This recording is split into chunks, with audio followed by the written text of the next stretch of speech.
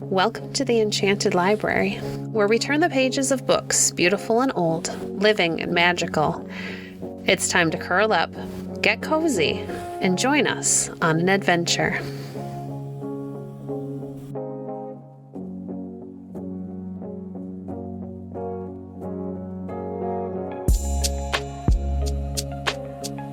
Today we're reading stories from 50 Famous Stories Retold by James Baldwin.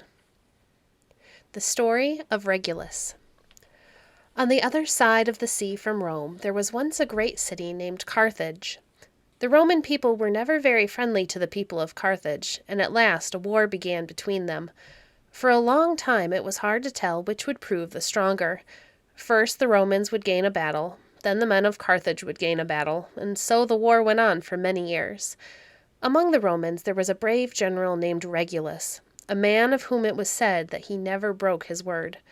It so happened after a while that Regulus was taken prisoner and carried to Carthage. Ill and very lonely, he dreamed of his wife and little children, so far away beyond the sea, and he had but little hope of ever seeing them again. He loved his home dearly, but he believed his first duty was to his country, and so he had left all to fight in this cruel war. He had lost a battle, it is true, and had been taken prisoner, yet he knew that the Romans were gaining ground, and the people of Carthage were afraid of being beaten in the end. They had sent into other countries to hire soldiers to help them, but even with these, they would not be able to fight much longer against Rome. One day, some of the rulers of Carthage came to the prison to talk with Regulus. "We should like to make peace with the Roman people," they said, "and we are sure that if your rulers at home knew how the war was going, they would be glad to make peace with us. We will set you free and let you go home, if you will agree to do as we say." "What is that?" asked Regulus. "In the first place," they said, "you must tell the Romans about the battles which you have lost, and you must make it plain to them that they have not gained anything by the war. In the second place, you must promise us that if they will not make peace, you will come back to your prison." "Very well," said Regulus. "I promise you that if they will not make peace, I will come back to prison." And so they let him go, for they knew that a great Roman would keep his word. When he came to Rome, all the people greeted him gladly. His wife and children were very happy, for they thought that now they would not be parted again. The white-haired fathers who made the laws for the city came to see him. They asked him about the war. "I was sent from Carthage to ask you to make peace," he said. "But it will not be wise to make peace.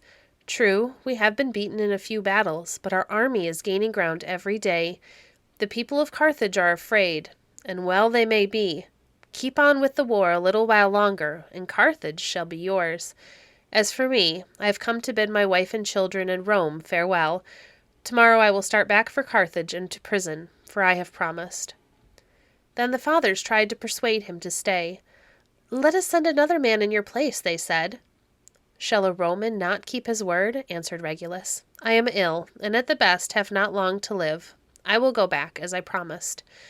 His wife and little children wept, and his sons begged him not to leave them again. "I have given my word," said Regulus. "The rest will be taken care of." Then he bade them goodbye, and went bravely back to the prison and the cruel death which he expected. This was the kind of courage that made Rome the greatest city in the world. Cornelia's Jewels.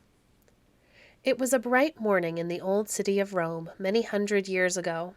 In a vine-covered summer house in a beautiful garden, two boys were standing. They were looking at their mother and her friend, who were walking among the flowers and trees. "Did you ever see so handsome a lady as our mother's friend?" asked the younger boy, holding his tall brother's hand. "She looks like a queen." "Yet she is not so beautiful as our mother," said the elder boy. "She has a fine dress, it is true, but her face is not noble and kind. It is our mother who is like a queen."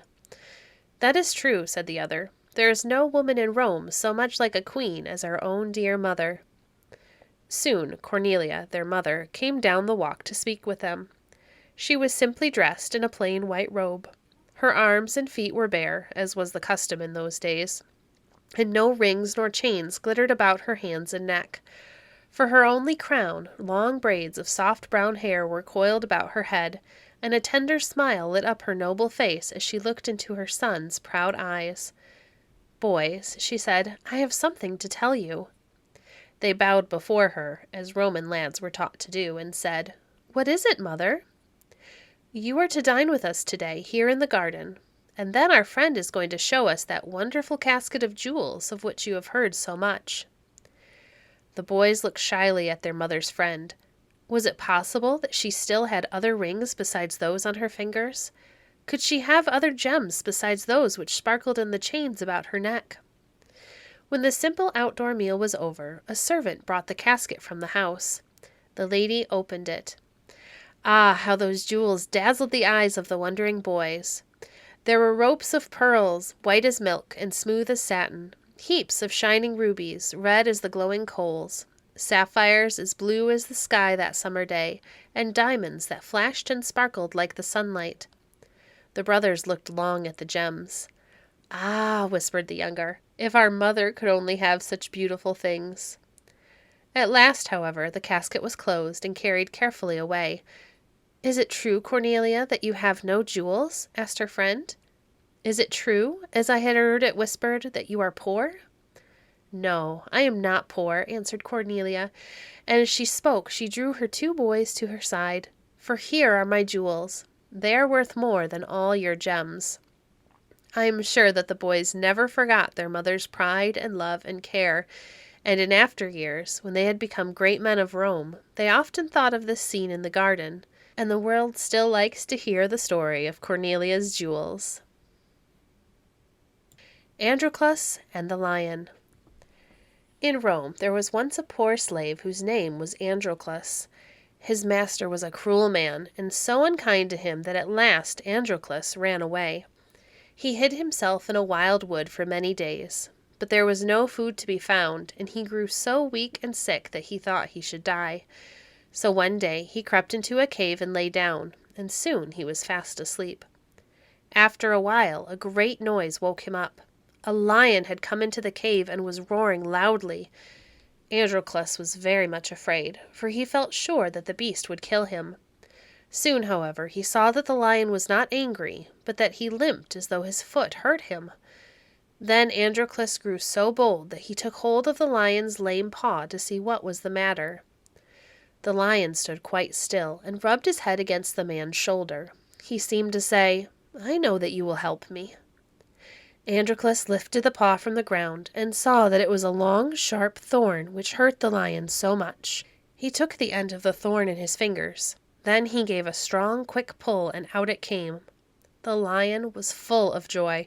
He jumped about like a dog and licked the hands and feet of his new friend. Androclus was not at all afraid after this, and when night came, he and the lion lay down and slept side by side. For a long time, the lion brought food to Androclus every day, and the two became such good friends that Androclus found his new life a very happy one. One day some soldiers who were passing through the wood found Androclus in the cave. They knew who he was, and so took him back to Rome. It was the law at that time that every slave who ran away from his master should be made to fight a hungry lion. So a fierce lion was shut up for a while without food, and a time was set for the fight. When the day came, thousands of people crowded to see the sport. They went to such places at that time, very much as people nowadays go to see a circus show or a game of baseball. The door opened, and poor Androclus was brought in. He was almost dead with fear, for the roars of the lion could already be heard. He looked up and saw there was no pity in the thousands of faces around him. Then the hungry lion rushed in. With a single bound he reached the poor slave. Androclus gave a great cry, not of fear, but of gladness. It was his old friend, the lion of the cave. The people, who had expected to see the man killed by the lion, were filled with wonder. They saw Androclus put his arms about the lion's neck. They saw the lion lie down at his feet and lick them lovingly. They saw the great beast rub his head against the slave's face as though he wanted to be petted. They could not understand what it all meant. After a while, they asked Androclus to tell them about it.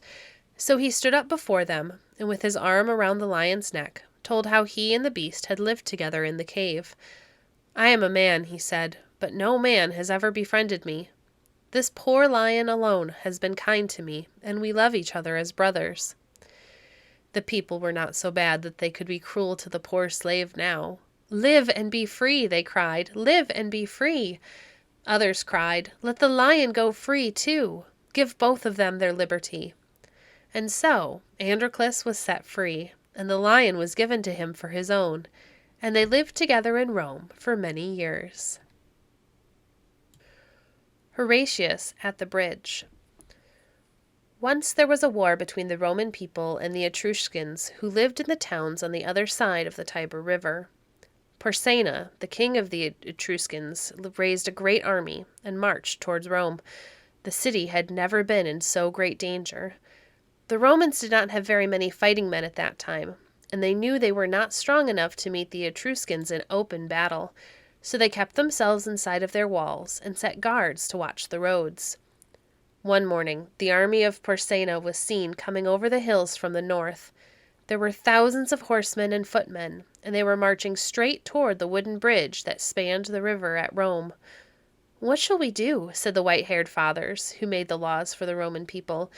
"If they once gain the bridge, we cannot hinder them from crossing, and then what hope will there be for the town?" Now, among the guards at the bridge, there was a brave man named Horatius. He was on the farther side of the river, and when he saw that the Etruscans were so near, he called out to the Romans who were behind him. "Hew down the bridge with all the speed you can," he cried. "I, with the 2 men who stand by me, will keep the foe at bay." Then, with their shields before them and their long spears in their hands, the 3 brave men stood in the road and kept back the horsemen whom Porsena had sent to take the bridge. On the bridge, the Romans hewed away at the beams and posts. Their axes rang, the chips flew fast, and soon it trembled and was ready to fall.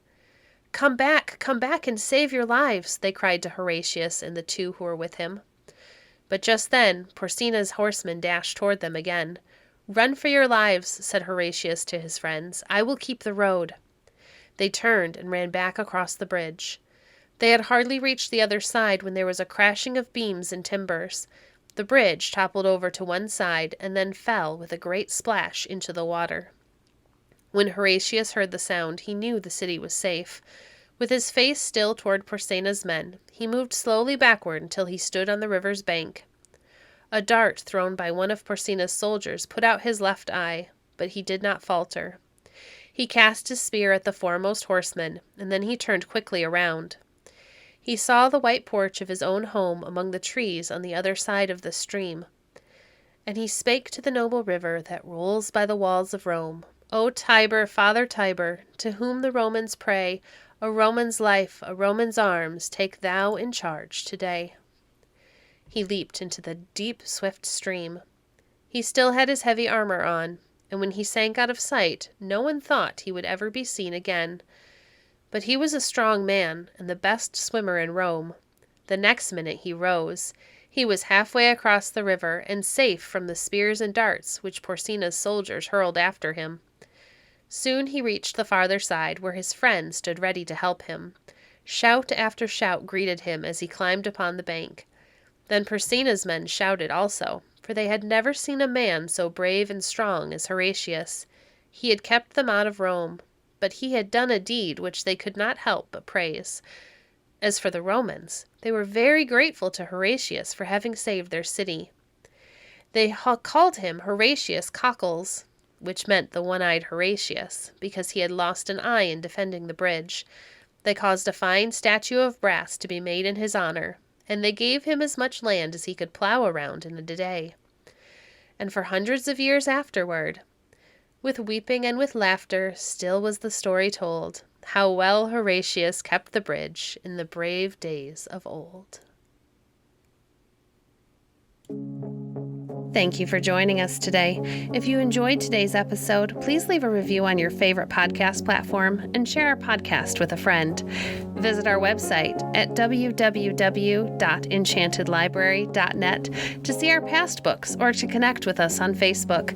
If you'd like to support the work we do, you can visit our Patreon page at patreon.com/enchantedlibrary. We appreciate your support. Until next time, friends, happy reading.